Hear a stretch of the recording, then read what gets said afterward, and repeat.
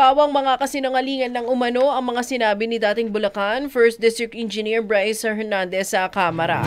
Ito ang reaksyon ni Senator Jinggoy Estrada kaugnay huyan ng aligasyon ni Hernandez na sangkot siya sa maanomalyang flood control project sa Bulacan.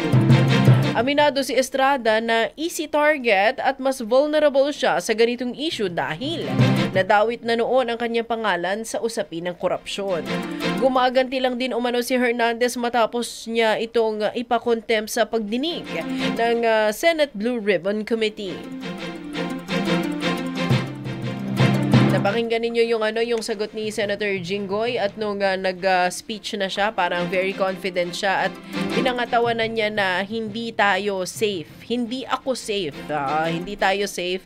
Parang kung pagmamasdan mo siya, very confident at sinasabi niya na ang pinanggagalingan nito, gumaganti nga lang daw sa kanya si Bryce Hernandez at nililito lang ang investigasyon at nagkataon na siya lang ang isa sa mga itinuro. Radyo natin!